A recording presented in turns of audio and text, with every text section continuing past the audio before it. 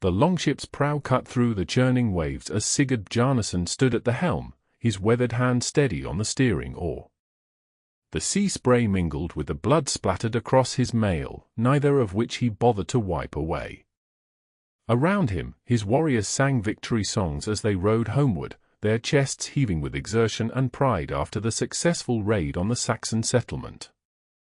3 ships taken, Sigurd, called Halfdan, his father's oldest friend and adviser. Freya smiles upon us this day. Sigurd merely nodded, his eyes fixed on the horizon. The victories meant little to him now. Each raid, each battle, each life taken was merely another step toward fulfilling the blood oath he had sworn 5 winters ago.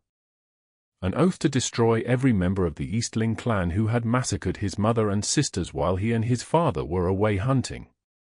Only one remained, Thora, daughter of Jarl Eirik Eastling. The Allfather guides our swords, Sigurd replied, his voice carrying the weight of destiny, but my oath remains unfulfilled. The Eastling girl. Halfdan lowered his voice. Sigurd, she was but a child when, she is the last of their bloodline, Sigurd cut him off. My father's dying words bound me to this path. There will be no peace for my family in Valhalla until the blood debt is paid in full. As their settlement came into view, wooden longhouses clustered along the fjord, smoke rising from cooking fires. Sigurd felt the familiar hollowness in his chest. Victory brought him no joy. The Bjarnarson name commanded respect throughout the northern realms, yet he found no satisfaction in it. The gods had cursed him to be the last of his line, burdened with vengeance, incapable of love until his oath was fulfilled. The villagers gathered at the shore to welcome the returning warriors. Children ran alongside the beaching ships, women called out to husbands and sons, and elders nodded approvingly at the spoils being unloaded. Sigurd's attention was drawn to a thin figure helping the wounded toward the healer's hut, a thrall woman he hadn't seen before. Her movements were quick yet graceful, her honey-colored hair partially hidden beneath a simple head covering. "Who is the new thrall?" Sigurd asked Halfdan as they disembarked. "Taken in the raid 2 moons past," Halfdan replied. "Called Tova, I believe. Works hard, that one. Keeps to herself. Gudrun has her tending the household and assisting the healer." Sigurd watched as the woman supported a limping warrior, her slender frame somehow bearing his weight with surprising strength. There was something in her posture that seemed at odds with her station, a pride that thralldom had not yet broken. "She seems different," Sigurd observed. Halfdan laughed. "Do not tell me the great Sigurd Bjarnarson has finally noticed a woman. Perhaps it is time you took a wife, my friend. Your halls grow cold without a hearth-keeper." "My halls will remain cold until my oath is fulfilled," Sigurd replied flatly. "I have no time for such distractions." Yet as he made his way through the village toward his long hall, he found his eyes drawn again to the thrall woman. For just a moment, she looked up, and their gazes locked across the crowded shore. Her eyes, a startling green like the depths of a forest pond, widened briefly before she quickly lowered her head and continued her work. Sigurd dismissed the encounter from his mind. The Althing was approaching, and with it, news of Thora Eastling's whereabouts. His vengeance would soon be complete. Tova slipped into the shadows of the healer's hut, her heart hammering against her ribs. The warrior had looked directly at her, Sigurd Bjarnarson himself, the man who had sworn to kill her. She pressed a hand to her mouth to stifle the panic rising in her throat. For 2 moons, she had hidden in plain sight, disguising her accent, keeping her head down, learning their ways.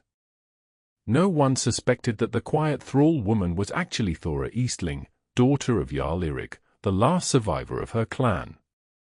She had infiltrated the settlement of her family's killers, determined to discover the truth about the blood feud that had destroyed everything she loved.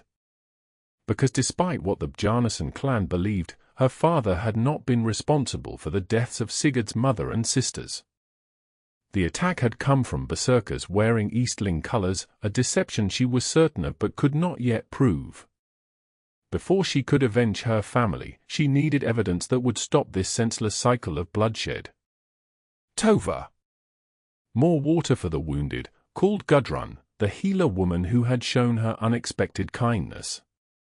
Yes, Gudrun, she replied, careful to maintain her simple manner of speech. She had learned quickly that a thrall who appeared too educated drew unwanted attention. As she fetched water from the well, she overheard two warriors speaking. The Jarl will announce it at tomorrow's feast. Sigurd is to lead a final expedition against the remaining Eastlings. I thought only the daughter remained. Aye, and rumor has it she's hiding among the coastal settlements.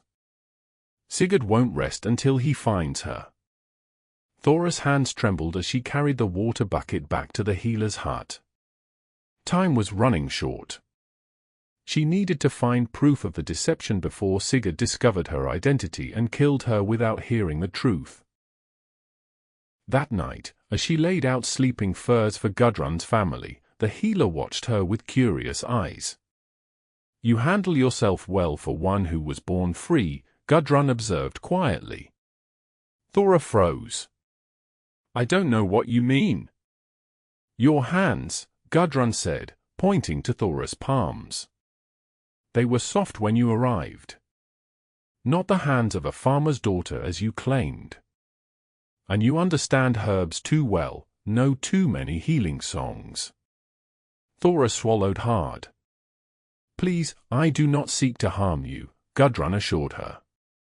But secrets have a way of revealing themselves, especially in a place as close as our settlement. Whatever you're hiding, child, be careful. Especially around Sigurd. His grief has made him unyielding. Thora nodded silently, uncertain whether to trust the woman but grateful that Gudrun asked no more questions. As she made her way to the small storage room where she slept, Thora passed the great long hall. Through the open door, she glimpsed Sigurd sitting alone by the fire, his face illuminated by the flickering flames. Without the blood and grime of battle, she could see the weariness etched into his features, the same bone-deep exhaustion she herself carried. For a moment, she allowed herself to see him not as the man who had slaughtered her clan, but as another orphan of this senseless feud. Then she remembered her purpose and hurried on. Sympathy for Sigurd Bjarnarson would only lead to her death. The mead hall echoed with laughter and boasting as warriors recounted their deeds from the recent raid. Sigurd sat in the high seat that had once been his father's, watching the revelry with detachment. The thralls moved among the tables, serving food and refilling drinking horns. His eye sought out the new woman, Tova, before he could stop himself. She moved differently from the other thralls, he noticed. There was a deliberateness to her actions, a careful precision that seemed out of place. When she approached his table with a pitcher of mead, he studied her more closely. Her eyes remained downcast, but he caught the tension in her shoulders, the slight tremble in her hands. Look at me, he commanded suddenly. Slowly, she raised her gaze to meet his. Those green eyes held a depth of intelligence that surprised him. Where are you from? He asked. A farming settlement to the east, my lord, she answered, her voice soft but clear. And how did you come to be taken in our raid? I was gathering herbs when your men came. My family. She hesitated. They did not survive. Something about her story felt rehearsed, though he couldn't place why. Before he could question her further, Halfdan rose to propose a toast, drawing the attention of the hall. To Sigurd Bjarnarson, whose sword arm has brought us glory and wealth. Halfdan raised his horn. And who will soon complete his sacred oath when the last Eastling falls beneath his blade? The hall erupted in cheers. Sigurd raised his own horn in acknowledgement, but his eyes remained on Tova. At Halfdan's words, a flicker of something, fear? Anger, had crossed her face before she schooled her features back to neutrality. "The all thing brings news," Halfdan continued once the cheers died down. "The Eastling girl has been spotted in a settlement 3 days' journey north. We sail at the first light after the council gathering." More cheers followed. Sigurd nodded his approval, but found himself watching Tova as she slipped away from his table, moving with quiet efficiency toward the kitchen area. Something about her nagged at him, a puzzle he couldn't quite solve. Later that night, unable to sleep, Sigurd walked through the silent settlement. The moon cast long shadows between the buildings as he made his way toward the small shrine dedicated to Odin that stood at the edge of the woods. There, he intended to make an offering and pray for guidance in his coming quest. As he approached the shrine, he was surprised to see a figure already kneeling before it. The moonlight revealed Tova, her head bowed, lips moving in silent prayer. He paused, reluctant to interrupt, and found himself watching as she performed a ritual gesture he recognized, not the simple prayer of a common thrall, but the sacred signs used by those of noble birth when invoking the gods. She rose gracefully and turned, freezing when she saw him standing in the shadows. "My lord," she gasped, dropping her gaze immediately. "Forgive me, I did not mean to." "That prayer," he interrupted. "Where did you learn it?" She hesitated. "My mother taught me." "Your mother taught you the prayer gestures reserved for jarls and their kin?" His voice was skeptical. "She served in a great house before marrying my father," Tova answered quickly. "She learned many things there." Sigurd stepped closer, studying her face in the moonlight. Something about her features seemed suddenly, hauntingly familiar. "Remove your head covering," he commanded. Her hand moved instinctively to protect the cloth that partially concealed her hair. "My lord, it's not proper for now." His voice left no room for argument. Slowly, she untied the fabric, revealing thick waves of honeygold hair that fell past her shoulders. The resemblance struck him like a physical blow. She looked remarkably like the carved image of Freya in the shrine behind her, but also like someone else he had seen before. Before he could place the memory, a shout came from the settlement, one of the watchmen calling for assistance with a wounded hunter who had just returned. Tova seized the opportunity. "I should help Gudrun with the wounded," she said quickly, readying her head covering and hurrying past him. Sigurd let her go, his mind troubled by the encounter. As he made his own prayers at the shrine, he found his thoughts divided between his blood oath and the mysterious thrall woman who was clearly more than she seemed. Thora's hands shook as she assisted Gudrun with the wounded hunter. She had been careless, allowing herself to be caught at the shrine, performing the prayers as she had been taught since childhood. Now Sigurd suspected something. She had seen the recognition beginning to form in his eyes before they were interrupted. "Fetch my needle and sinew," Gudrun instructed, pressing a cloth against the hunter's bleeding thigh. "The wound needs stitching." As Thora worked alongside the healer, her mind raced. The All-Thing was only 2 days away, and according to what she had overheard at the feast, Sigurd would soon be leaving to hunt the Eastling girl in the northern settlements. This might be her last chance to find the evidence she needed. "You're distracted tonight," Gudrun observed as they cleaned up after treating the hunter. "Is it because of Sigurd's attention at the feast?" Thora hesitated, then decided to trust Gudrun with a partial truth. "I fear he suspects I am not who I claim to be." Gudrun studied her face in the dim light of the hut. "And who are you, child?" "Truly?" "Someone who has lost everything to this blood feud," Thora answered carefully. "Someone who believes there is more to the story than either side knows." The older woman nodded slowly. "I have lived through 3 generations of men killing each other over slights both real and imagined. Whatever truth you seek, I hope it brings peace rather than more bloodshed." She paused. Sigurd was not always as you see him now. Before the attack on his family, he was known for his laughter as much as his skill with a sword. Thora found it difficult to imagine the stern warrior laughing freely. What happened to his family? It was a terrible thing. Terrible indeed, Gudrun agreed. But the mystery of it troubled many. The Eastling Jarl was known to be honorable, if proud. The attack seemed unlike him. Hope flared in Thora's chest. What do you mean? The warriors who attacked wore Eastling colors, yes, but they fought like berserkers, wild, without formation. The Eastling warriors were known for their discipline. Gudrun shrugged. But blood was shed, and once that happens, men rarely ask questions before seeking vengeance. This confirmed what Thora had suspected. Her father, strict and honor-bound, would never have ordered such an attack, especially against women. Someone had impersonated Eastling warriors, but who? And why? Thank you for sharing this, Gudrun, Thora said softly. The healer touched her arm gently. Be careful, child.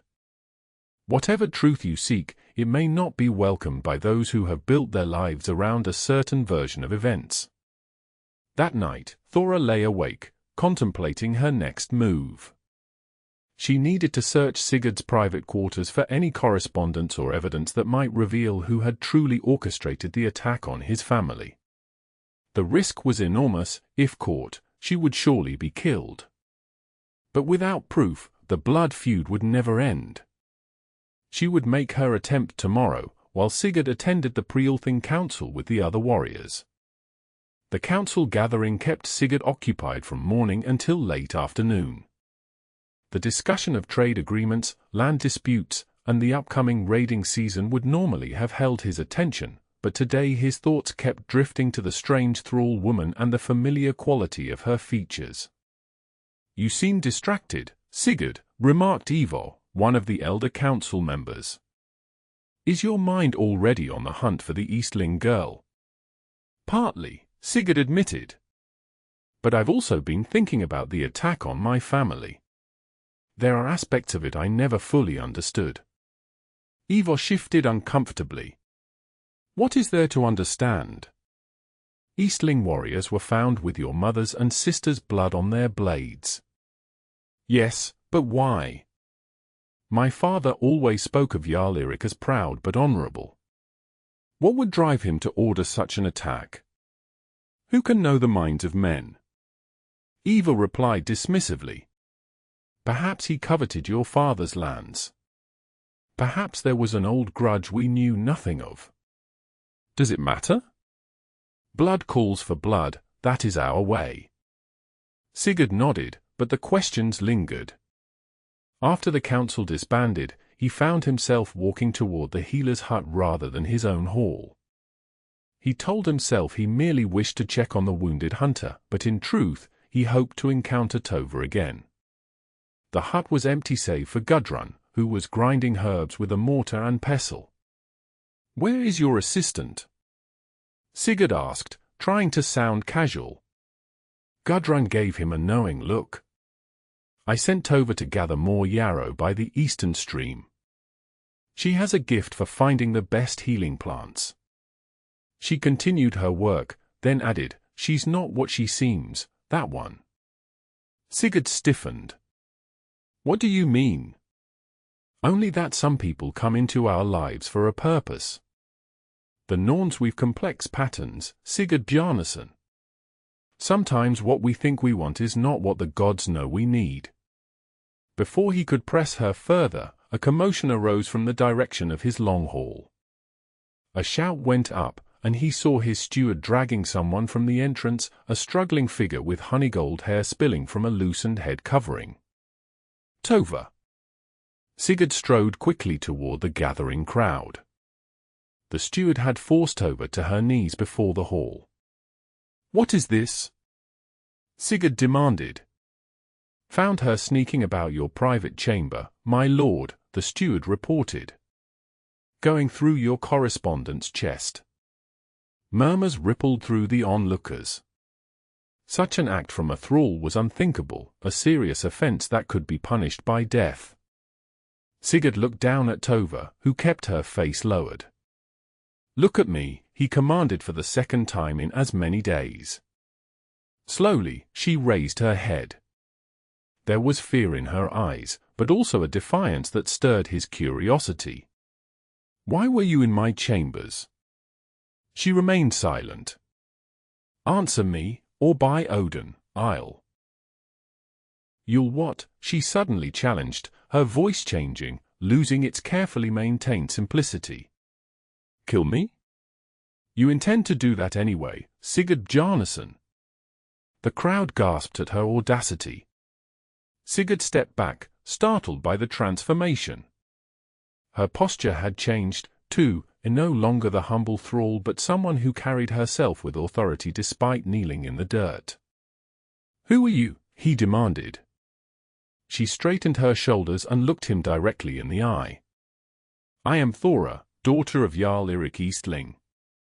I have come to end this blood feud, not with more bloodshed, but with truth." The silence that followed her declaration was absolute. Then, like a wave crashing against rocks, the crowd erupted in shouts of anger and disbelief. Several warriors drew their weapons. Sigurd raised his hand, and silence fell once more. His heart thundered in his chest. Here, kneeling before him, was the object of his 5-year quest, the last Eastling, the final name on his blood oath. Yet instead of the satisfaction he had expected to feel, he experienced only confusion. "Take her to the holding cell," he ordered.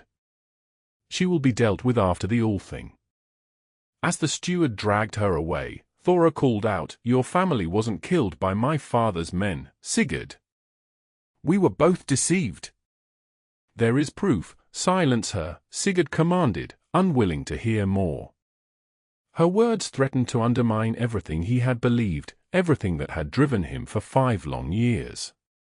Yet as he watched her being taken away, he couldn't help remembering how she had prayed at the shrine, how she had tended the wounded with gentle hands, how those green eyes held intelligence and conviction rather than malice.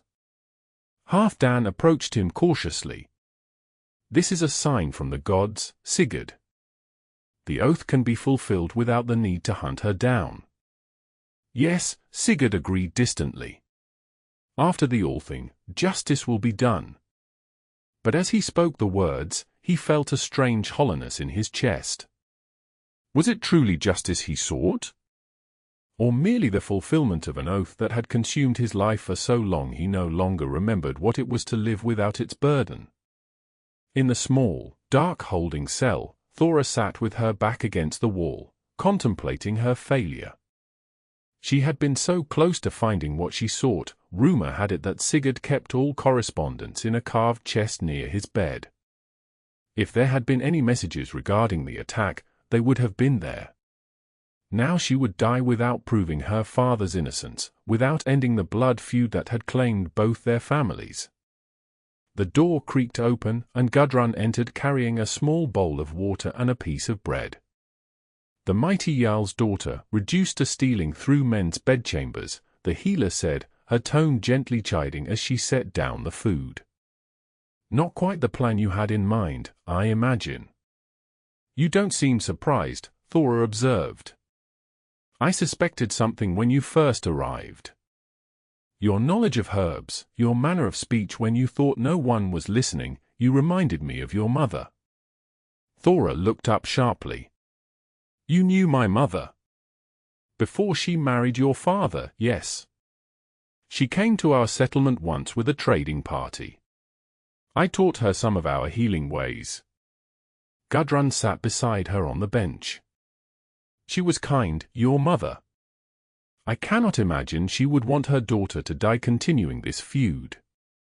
"I'm not continuing it, I'm trying to end it," Thora insisted. "My father didn't order the attack on Sigurd's family. Someone else did, wearing our colors to provoke this exact outcome, the destruction of both our clans." Gudrun was quiet for a moment. And what evidence were you hoping to find in Sigurd's chambers? Letters, perhaps? Or records of payments? Anything that might indicate who orchestrated the deception. And if you found nothing? Thora hadn't allowed herself to consider that possibility. Then at least I tried to honor my father's memory by proving his innocence. Gudrun patted her hand. There may yet be a way. The Althing begins tomorrow. All grievances can be aired before the assembly. If you request trial by evidence rather than combat, Sigurd would be bound by law to hear you out. Why would he grant such a request? He's waited 5 years to fulfill his blood oath. Because despite the hardness he shows the world, Sigurd Bjarnarson was raised to value truth and justice above all. His father instilled that in him before he died. Gudrun rose to leave. Rest now.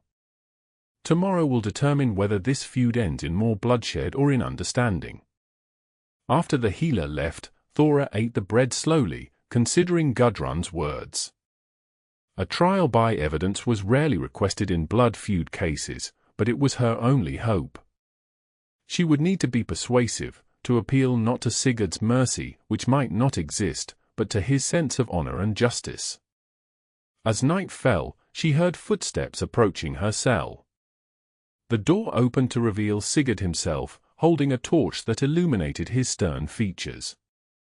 He dismissed the guard with a nod and entered, closing the door behind him. For a long moment, they regarded each other in silence, the warrior who had hunted her and the princess who had hidden in his very household. "Why didn't you kill me when you had the chance?" he finally asked. "You must have had opportunities." "Because murder isn't justice," Thora replied evenly. "My father taught me that. The same father who ordered the slaughter of my mother and sisters." His voice was bitter. "He didn't order it," Thora insisted. "My father was many things, proud, stubborn, sometimes harsh, but he lived by the old codes. He would never order an attack on women, and he would never have warriors fight without identifying themselves properly." Sigurd began to pace the small cell. "Eastling warriors were found dead at our homestead. They wore your clan's colors. Colors can be stolen, emblems copied. Did you ever consider who might benefit from turning our two houses against each other?" He stopped pacing and studied her face in the torchlight. "You were searching my chambers for evidence of this supposed conspiracy?" "Yes." She met his gaze steadily. "Before your men killed my father, he told me to seek the truth, that he feared we had all been played as pieces in someone else's game." Sigurd's expression remained guarded, but Thora thought she detected a flicker of uncertainty in his eyes. "I request trial by evidence at tomorrow's Althing," she said formally. "It is my right under the old laws." He was quiet for so long that she thought he might refuse. Finally, he nodded once. "It will be granted. But if your evidence fails to convince the assembly, the blood oath will be fulfilled before sunset tomorrow." "I understand." She straightened her shoulders. "I will need access to any correspondence received around the time of the attack." "You'll have it," he agreed, surprising her.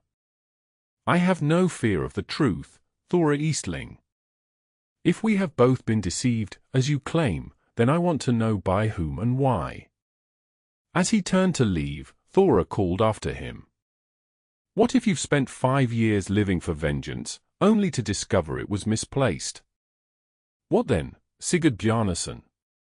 He paused at the door, his broad shoulders tense. "Then I will have a different oath to fulfill." Without elaborating further, he left, the torchlight fading with him. Alone in the darkness once more, Thora allowed herself a small measure of hope. Tomorrow she would either die or finally discover the truth that might set them both free from the chains of hatred. The Althing was held in a natural amphitheater formed by gently sloping hills. At the center stood the law stone, where the law speaker would recite from memory the laws that governed their people. Around it gathered representatives from every settlement in the region, jarls, warriors, freemen, and even thralls accompanying their masters. Sigurd had spent a restless night, his mind churning with doubts that had never before been allowed to surface. He had ordered his steward to bring all correspondence from the time of the attack, a wooden box of letters and scrolls he had inherited from his father but never fully examined. Their contents had seemed irrelevant to his quest for vengeance. Now, as he took his place among the other leaders, he watched Thora being led to the center of the gathering. She had been given clean clothes, not befitting her true rank, but better than the thrall's garments she had worn. With her head uncovered and her back straight, there was no mistaking her nobility. Several in the crowd whispered in recognition. The Eastling features were distinctive. The law speaker, an elderly man named Gorm, called for silence. "We gather today to hear a matter of blood feud between the houses of Bjarnarson and Eastling. The accused, Thora Eastling, has requested trial by evidence rather than combat." Murmurs rippled through the assembly.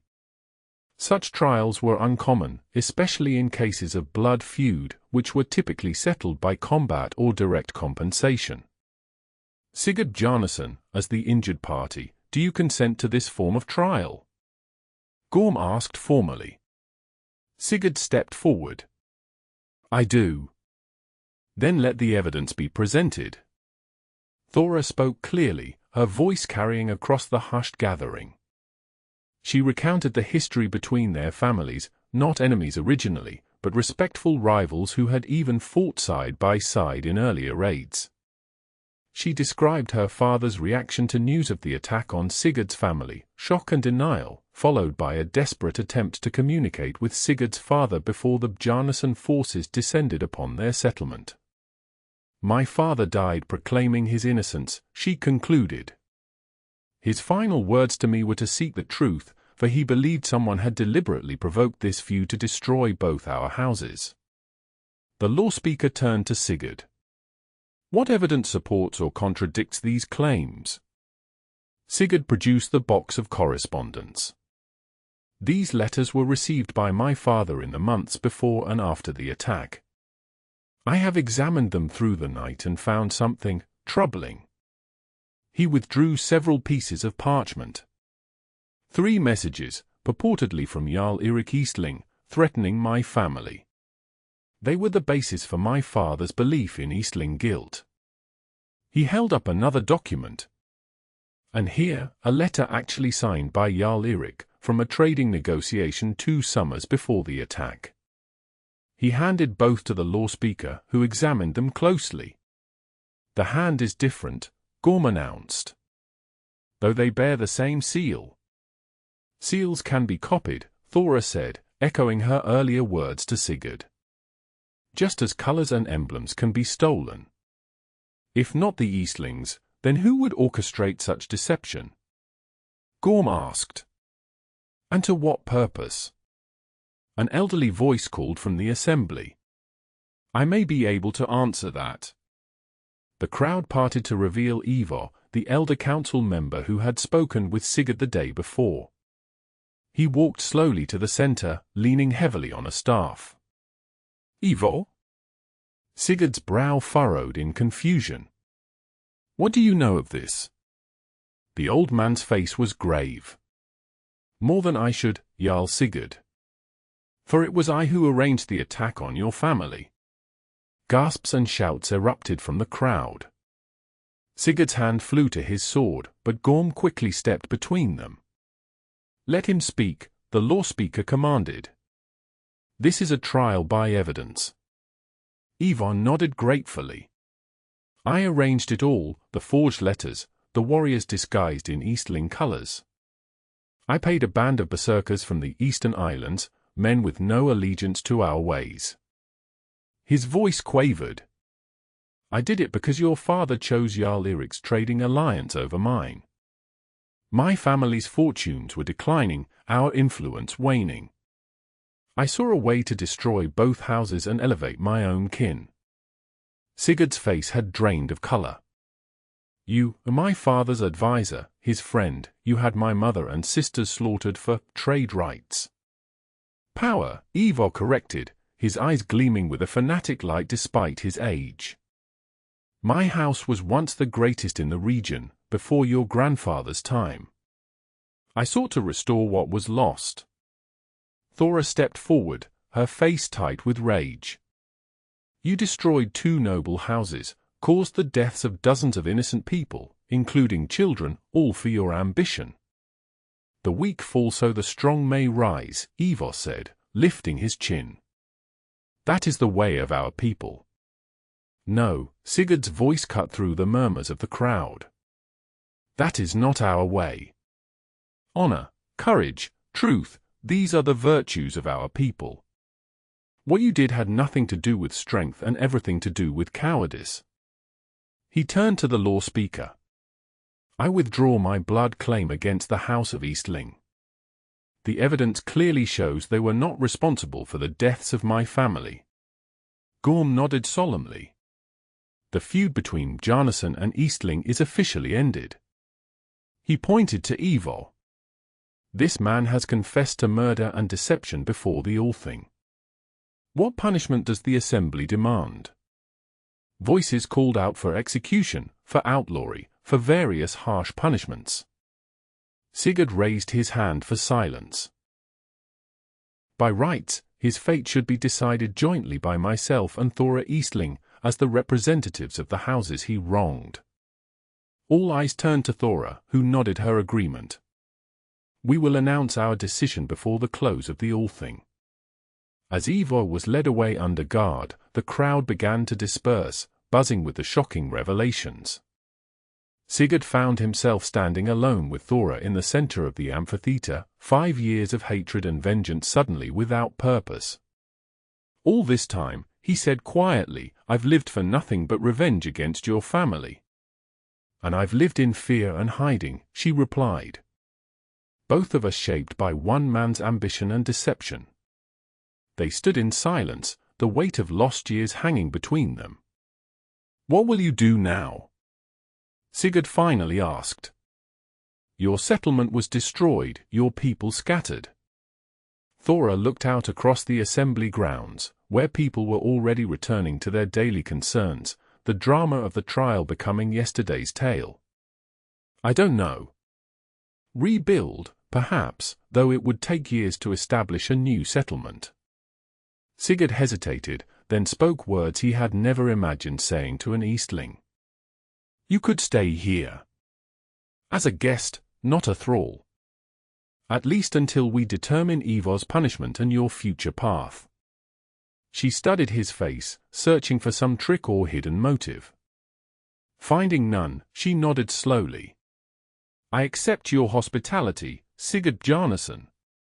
Though I imagine your people will find it strange to welcome an Eastling into their midst. They welcomed you well enough when they thought you were a thrall named Tova, he pointed out, the ghost of a smile crossing his face for the first time since her revelation. Thora found herself returning the smile cautiously.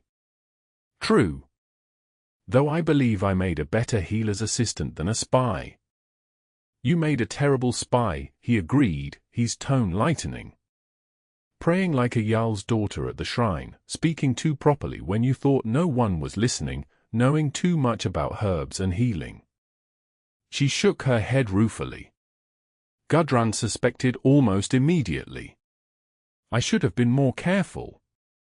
I'm glad you weren't, Sigurd said, surprising them both with his sincerity.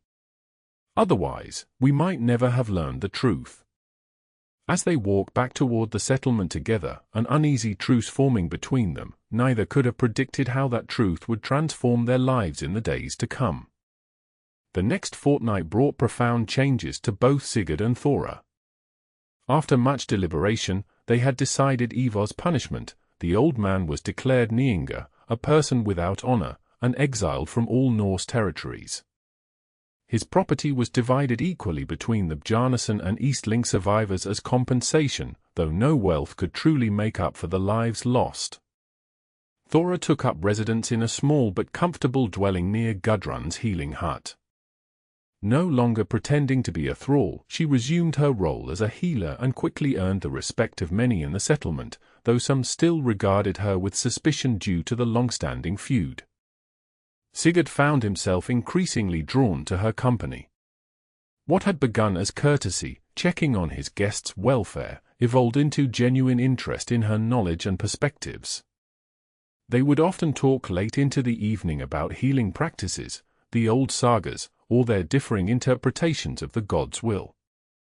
One evening, as they walked along the shore after such a conversation, Sigurd broached a subject that had been on his mind. With Ivor gone and his lands divided, there's a settlement to the north that now stands empty, he said, watching the waves lap against the rocks. Good farming land, protected harbor, solid structures already built. Thora glanced at him curiously. Are you planning to expand your territory? No, he replied. I thought perhaps you might want to gather the remaining Eastling people there. Begin again. She was quiet for a long moment, considering his words. That's a generous offer. It's not generosity, Sigurd said honestly. It's justice. Your people lost everything because of Ivor's deception. This would be a small step toward making that right. Thora stopped walking and turned to face the sea, her profile outlined against the setting sun. I've been thinking about what it means to rebuild. Not just structures or settlements, but lives. Families. Futures. Sigurd waited, sensing she had more to say. Before my father died, she continued, he made me promise something. Not just to find the truth, but to end the cycle of vengeance if I could. He said our people had lost too much to hatred already. A wise man, Sigurd acknowledged. Wiser than my father, perhaps, who left me with nothing but a blood oath. And now that the oath is dissolved. Now. Sigurd searched for words. I find myself without purpose for the first time in 5 years. The hatred that drove me is gone, but nothing has taken its place. Thora turned to face him. Perhaps that's not entirely true. Their eyes met, and Sigurd felt something shift between them, a recognition of the connection that had been growing since the trial. Not just respect or understanding, but something deeper. What are you suggesting? He asked carefully. Our houses were destroyed by deception, Thora said. Perhaps they could be rebuilt through alliance. Sigurd's heart quickened. What kind of alliance? The strongest kind. Her green eyes held his steadily. A marriage alliance. The proposition hung in the air between them, bold and unexpected. Sigurd had never considered marriage, not while his blood oath remained unfulfilled. The idea both startled and intrigued him. You would tie yourself to the man who hunted your family? Who held you prisoner? I would tie myself to the man who valued truth enough to set aside 5 years of vengeance when presented with evidence, she corrected him. The man who offered justice rather than further bloodshed when he discovered he'd been deceived. Sigurd took a step closer to her. And is this proposal purely political, Thora Eastling? A matter of land and alliance only. A smile curved her lips. Would you accept it if it were? No, he admitted. I find I want more than a political arrangement. As do I. Her voice softened. When I came here, I expected to find only an enemy. Instead, I found a man of honor struggling under the weight of a false oath. A man I've come to admire, and perhaps more. Sigurd reached out slowly, giving her time to withdraw if she wished, and took her hand in his. It was the first time they had touched with purpose, with meaning. There will be those who oppose such a union, he warned. Old hatreds don't die easily. Then we will show them another way, Thora replied. As we've begun to show each other. As they stood together on the shore, hands joined as the sun sank beneath the horizon, they both felt the presence of their ancestors watching, perhaps with surprise, perhaps with approval. The blood feud that had consumed both their houses had finally come to an end, not through more bloodshed, but through truth and the promise of a new beginning. The wedding of Sigurd Bjarnarson and Thora Eastling took place at midsummer, when the days were longest and the boundaries between worlds thinnest. It was a time of new beginnings, of light triumphing over darkness, a fitting season for their union. The celebration combined traditions from both their houses. Thora wore a crown of summer flowers over her loose hair, with keys to her new household hanging from her belt. Sigurd presented her with his ancestral sword, which she would keep safe for their future sons, and she gave him a finely woven cloak bearing both the Bjarnarson and Eastling emblems intertwined. The remaining members of both clans attended, some still wary but most willing to set aside old grievances in honor of the day. The settlement was decorated with evergreen boughs and flowers, and tables groaned under the weight of food and drink prepared for the feast. Before the ceremony began, Sigurd sought out Gudrun, who was arranging the ritual items for the blessing. "I have a question that has troubled me," he said quietly. "When Thora first came here disguised as Tova, did you know who she was?" Gudrun smiled enigmatically. "I suspected. But sometimes the gods work through our ignorance as much as through our knowledge." "You didn't warn me." "No," she agreed. "Just as I didn't warn her when she confided her fears about you. Some truths must be discovered, not told." She patted his arm. "Besides, look at the outcome. Would you change it now, if you could?" Sigurd glanced across the gathering to where Thora stood talking with some of the women from the settlement, her face animated and happy. "No," he admitted. "I wouldn't change it." The ceremony itself was solemn yet joyful. They exchanged rings and vows before the gods, promising to honor and protect each other, to build a new house from the ashes of the old, to seek truth rather than vengeance in all their dealings. When the Goy who performed the ceremony proclaimed them husband and wife, a cheer went up from the gathered crowd. As tradition dictated, the celebration that followed was boisterous and lengthy, with much drinking, storytelling, and good-natured competition among the warriors. Late in the evening, as the festivities continued around them, Sigurd and Thora slipped away to the shoreline where they had first spoken of marriage. The sky was still light despite the late hour, the midsummer night refusing to fully yield to darkness. "Are you happy, wife?" Sigurd asked, his arm around her shoulders as they looked out over the water. Thora leaned into his embrace. "Happier than I thought possible when I first came here seeking vengeance and truth. As am I." He turned to face her fully. "For 5 years, I lived only for the fulfillment of my blood oath. I never thought beyond it, never allowed myself to imagine a future after vengeance was achieved. And now," she prompted. "Now I find myself imagining many things," he said, his voice deepening as he drew her closer. "A settlement where both our peoples thrive together. Children who know nothing of blood feuds, only of honor and truth. A legacy built on reconciliation rather than revenge," Thora added softly. "That would truly honor those we've lost." Sigurd nodded, then bent to kiss her, not for the first time that day, but perhaps the most meaningful, away from the eyes of others, a private seal on their public vows. As they made their way back to the settlement and the new long haul they would share, both felt the weight of the past lifting.